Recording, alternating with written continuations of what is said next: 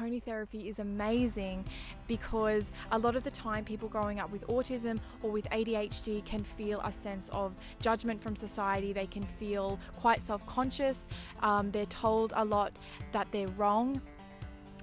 They feel a lot like they're wrong all the time. I remember growing up, there was so many times where I didn't even understand why I was wrong. And a really funny story about this is I remember in one of my early primary school classes, we had to, a special kid was chosen at the start of every class to come and write the date on the board. And I had obviously no idea what dates even meant. I thought they were just random numbers, that we were just having fun writing numbers on the board. And one day I was chosen and I wrote up my random numbers and everyone said, "No, try again."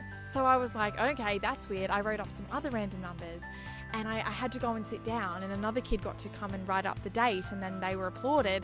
And I'd clearly tuned out the day that this was explained, and no one had bothered to explain to me again that this is actually what the date is and that's why these are these numbers. And I just sat down thinking, oh my goodness, there is something so deeply wrong with me that these other kids are making up random numbers and they're right, but when it's me doing it, I'm wrong. And the only difference is that it's me, and there's something inherently wrong with me.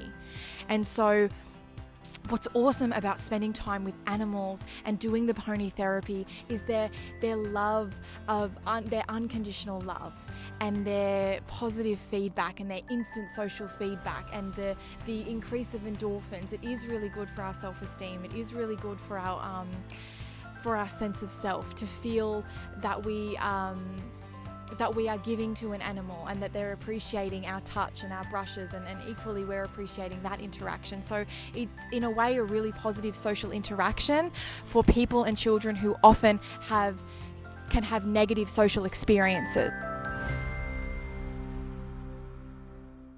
Because pony therapy might be something that works for you, or animal therapy, or for someone that you know. So when I grew up in the beautiful countryside of the Southern Highlands in New South Wales, Australia. I had a little Shetland pony named Spud who I would sometimes ride to primary school. I would have lots of guinea pigs and lots of lovely ponies. Being around animals made me feel accepted and loved and mindful. Animals are so amazing, as I'm sure we all know, because of their ability to unconditionally love.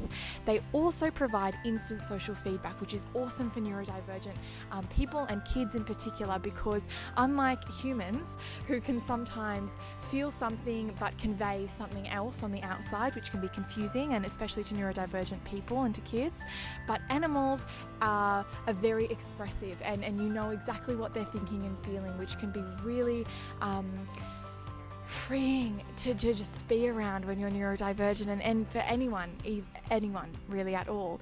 I found that when I was around my animals, I was able to feel peaceful, especially with horses. They really do encourage you to have a calm, grounded feel about you and to be taking deep breaths. I talked before about ponies and horses' heart rates and how they're synced up, and this is part of their biology of being fight or flight animals. So in the wild, horses are in huge herds, and if they can sense a predator coming, they'll have lookout horses while the other horses are eating or napping.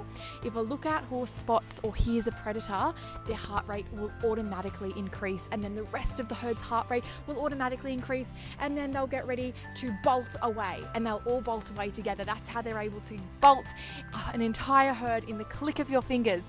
And so if you're around a horse, this is why people say that they can sense if you're scared, and they know if you're afraid. It's just about, they can smell your sweat, they can hear your heartbeat, and they're thinking, oh my God, there's danger around, what's happening, I'm going to get ready to bolt.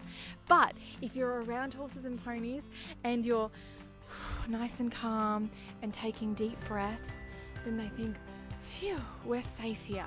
I'm going to hang around you. This is nice. Everything's okay. So in that way, they're really awesome advocates for mindfulness. If you're someone who is prone to anxiety like I am, sitting mindfully with an animal is absolutely amazing. You've got the tactile sensations, he's having a scratch now, of the patting and the feel of their fur. All of your senses are being ignited. You can smell them, you can watch them, you can feel them. What else is there? Sense of humor, they're very funny. So all of your senses are engaged when you're being mindful with animals. And it's so good for you. Piccolo's going to walk off now and have some grass, but that's okay. It's so good for you just to sit mindfully with them. And that's what I love to bring to nursing homes and children's hospitals, is this sense of being mindful with an animal.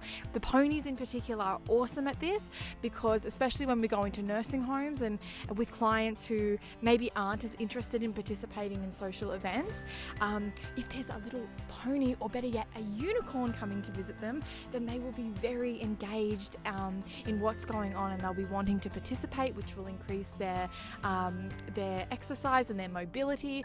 So it's an awesome thing that I love to offer people voluntarily in our area.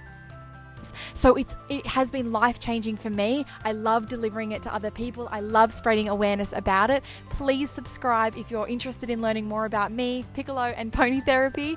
And I'd love to learn about you and the special animals in your life as well.